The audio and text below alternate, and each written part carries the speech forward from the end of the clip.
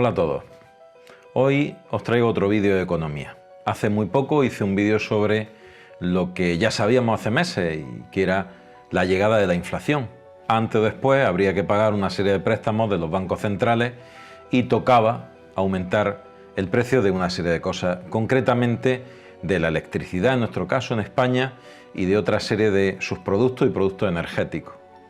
Pero esa era una inflación concreta que se debía al pago de una deuda que antes o después iba a llegar. Pero es que ahora estamos a expensas de que llegue una ola inflacionista por culpa de China. En este vídeo voy a explicar exactamente por qué la inflación que va a derivar de la producción de China, la fábrica del mundo, nos va a afectar absolutamente a todos, pero sobre todo a Europa. Y concretamente dentro de Europa, a Grecia, Italia, Portugal, Alemania, incluso Francia y por supuesto España no podría librarse.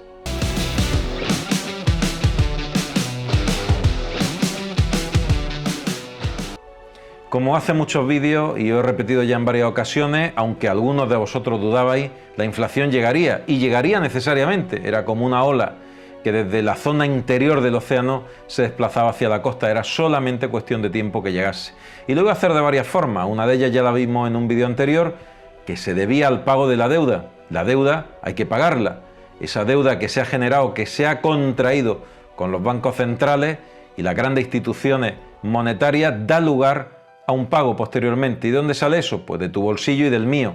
¿Cómo? En forma de impuestos directos y de impuestos indirectos. La famosa inflación, el aumento de precios.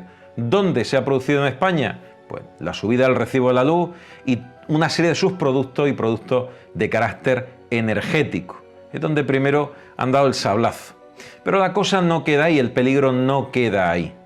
El peligro surge cuando un gigante de producción, como es la fábrica del mundo, el gigante asiático China, tiene problemas de producción y empieza a crear inflación y a exportar esa inflación al resto del mundo. Como sucede con el colesterol, hay una inflación buena y una inflación mala. La buena con un límite del 2% y es propia del crecimiento por aumento de la demanda de cualquier economía. El Banco Central Europeo tiene como objetivo el 2% de inflación interanual, en la que nace, como digo, el crecimiento de la demanda y de la actividad económica de un país o de una región. La mala es la que surge de un aumento de los costes de producción y es sin duda la más peligrosa, porque puede propiciar lo que los economistas denominan un efecto de segunda ronda, que se produce cuando el incremento de los costes se traslada a las cadenas de producción y posteriormente al bolsillo de cada uno de los consumidores y de los hogares, generando una espiral inflacionista cuyo límite va a depender muy mucho de cómo se vayan corrigiendo los costes de las materias primas que se necesitan para la producción. En las últimas décadas China nos ha acostumbrado exactamente a todo lo contrario, a exportar deflación, precios muy bajos, y gracias a sus reducidos costes en el origen ha permitido contener el alza de los precios en el conjunto del planeta, pero sobre todo en los países del primer mundo, ahora mal llamado primer mundo, Europa y Estados Unidos. En particular, los países avanzados son muy vulnerables a la evolución de los precios para poder competir en los mercados internacionales de bienes y servicios. Esto es muy claro. Alemania es un gran productor europeo, pero si tiene que competir con países africanos o de Centro y Sudamérica, donde los costes de producción son muy inferiores, porque los privilegios en un país africano puede ser que no garanticen al trabajador todas las garantías que se establecen en el mercado laboral alemán, eso determina que solamente se pueda competir en precios debido a la bajada de los costes iniciales en los procesos productivos. El gran importador a la Unión Europea es China, el gigante asiático, la fábrica del mundo. Y eso hace que cuando esa inflación, ese aumento de los costes se traslade directamente a las cadenas de producción, la competitividad, esa capacidad competitiva de los países del primer mundo cae estrepitosamente. Este escenario es el que comienza ahora mismo a preocupar. China empieza a exportar inflación y lo hace de una forma relevante y vertiginosa. El riesgo de sufrir una inflación global de costes sería el tema clave para los próximos meses. En principio este fenómeno debería ser transitorio, pero no sabemos cuánto va a durar, puesto que los cuellos de botella y la escasez de ciertos materiales tendría necesariamente que ir desapareciendo a medida que la oferta se adapta a la demanda, pero sobre todo a medida que la demanda vuelve a la normalidad. La reapertura y el COVID ha disparado el consumo de muchos bienes tecnológicos que está generando una escasez sin duda de chips, semiconductores. Por ejemplo, esa incapacidad para abastecer al mundo de los chips que se necesitan para los aparatos tecnológicos que está demandando la sociedad, crea un gap, una interferencia en los costes de producción por la escasez de materias primas que se necesitan para la fabricación de chips que son necesarios para fabricar a su vez los aparatos tecnológicos como móviles, ordenadores, tablets, etc. No obstante, desde empresas como Bloomberg aseguran que los riesgos se centran en la posibilidad de que los cuellos de botella sean más que transitorios y no sean solamente unos meses. Por ahora, los factores que están influyendo en los precios y los costes de producción son el alza de las materias primas y los precios de material de producción, que en parte reflejan la fuerte demanda y la reposición necesaria de inventarios ligada a la recuperación económica tanto de Estados Unidos de forma preferente como de otros países. Los cuellos de botella, como digo, que está experimentando la oferta, también está empujando al alza el índice de precio de producción, por ejemplo en el caso del cobre, un metal básico que produce principalmente Centro y Sudamérica, así como África, dos regiones que aún sufren los estragos de la pandemia por COVID-19 y no han tenido tiempo de tener una recuperación, donde la vacunación, por ejemplo, no ha avanzado a una velocidad suficiente y todavía malviven dentro de la situación endémica del COVID. Sin embargo, otros factores pueden ser más duraderos en el tiempo, como todo lo relacionado con la transición energética. Otras razones pueden atribuirse específicamente a China. Las autoridades del país han restringido la capacidad y la producción de algunos productos intermedios para reducir las emisiones contaminantes. En mal momento. A su vez, el aumento de las exportaciones de acero han provocado subidas de precio en el mercado interno, al igual que la actividad especulativa en el mercado del carbón.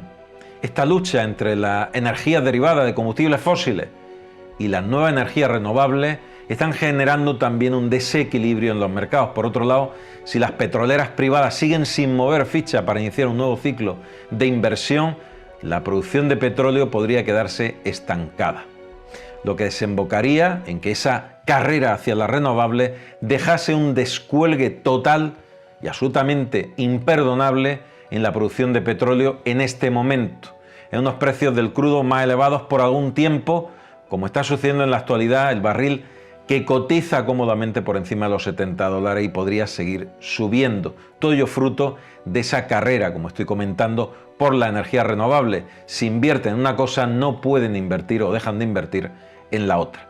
Otro factor que, como he comentado, puede prolongarse en el tiempo de forma indefinida es la producción de chips semiconductores. La adaptación de esta industria al auge de la demanda, que es creciente y no se sabe dónde va a tener el techo, es muy lenta por la gran necesidad de capital, tanto físico, humano como económico, que se necesita para ampliar su producción.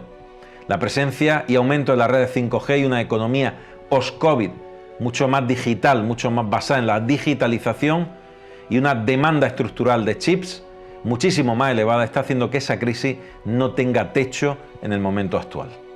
China es uno de los grandes consumidores mundiales de chips, por otra parte, aunque el gigante asiático ensambla y produce gran cantidad de dispositivos electrónicos avanzados y no avanzados, no es capaz de producir chips suficientes para toda esa producción, por lo que tiene que importarlos de Taiwán y Corea del Sur, con lo que las relaciones diplomáticas han sufrido sendos varapalos durante la era COVID, lo que impide aún más que las relaciones sean buenas y fluidas entre los países. La escasez de semiconductores conducirá a un auge de sus precios, que a su vez encarecerá aún más los costes de producción en China, exportando más inflación al resto del mundo. ¿Qué es lo que está sucediendo? En resumen, que la fábrica del mundo, el gigante asiático, ha registrado un fuerte aumento del índice de precios de producción. Y todo ello debido a que no son capaces de abastecer el remonte económico de la actividad de Estados Unidos y de Europa, quien por otra parte depositaron toda su confianza dentro de un globalismo en China como productor principal. Todo ello ha implicado que el crecimiento del precio de producción en términos anuales suba hasta un 6,8%, muy lejos del descenso de un 3% que se produjo en el mismo año durante la pandemia. Los indicadores intermedios que miden las previsiones de los gestores de compra sugieren que las subidas aún no han tocado techo.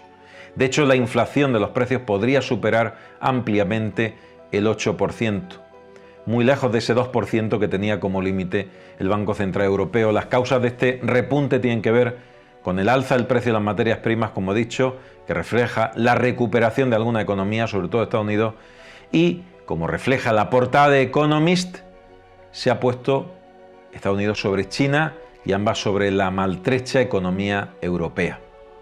En este punto hay entonces dos escenarios posibles bien diferentes en los cuales los encuadres de los expertos dicen que uno claramente es inflacionista, que en muchos países habrá un efecto dominó y serán los más afectados los países europeos, concretamente España, Grecia, Italia, Alemania, Portugal y Francia, y otros menos claros, donde la inflación volverá a situarse por debajo de un 2% allá por 2022, concretamente un 2,7% a finales de 2021.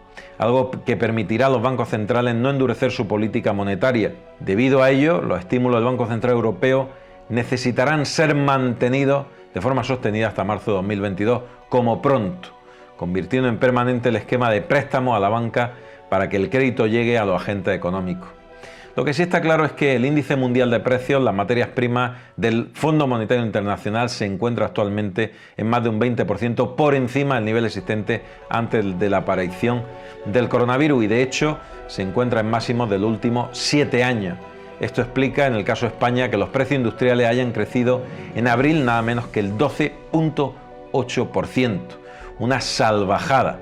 Para que os hagáis una idea, más de 6 puntos por encima de la subida registrada en marzo. Se trata del mayor incremento desde junio de 1984, lo que da una idea de su importancia y de la gravedad de la situación. Así afectará la economía de China, el envejecimiento acelerado de su población, a destacar en el caso de la energía, que aumenta su tasa anual más de 20 puntos. Incluso un 33,1%, la más alta desde diciembre desde 1981. ¿Y todo esto en qué se va a traducir? Este galimatías numérico de precios de producción, precios al consumo, muy sencillo. Si China, que es el productor del mundo, le cuesta más dinero producir, esa inflación en los precios, eso que antes eran precios bajos, se convierte en precios menos competitivos, precios altos, que necesitan Europa y Estados Unidos para seguir produciendo. Y ese aumento del coste, ¿dónde se va a compensar? Pues en el consumidor final, en tu bolsillo y en el mío. Productos más caros, menos competitivos a nivel mundial, donde China sigue siendo beneficiada y los grandes perjudicados somos los países europeos. Inflación, tanto por el pago de préstamos como por la ola de inflación de los productos básicos que China exporta al resto del mundo. La duda que teníais algunos sobre si la inflación llegaría, ahí queda. Solamente hay que esperar unos meses. Yo diría que para algunas cosas solo una semana, en otras ya la estamos pagando, como es en el recibo de la luz, pero para la producción final de vehículos y sobre todo productos tecnológicos nos vamos a enterar muy pronto de lo que significa cambiar el móvil, el ordenador, la tablet o cualquier cosa similar. Os mando un fuerte abrazo y os veo en el próximo vídeo.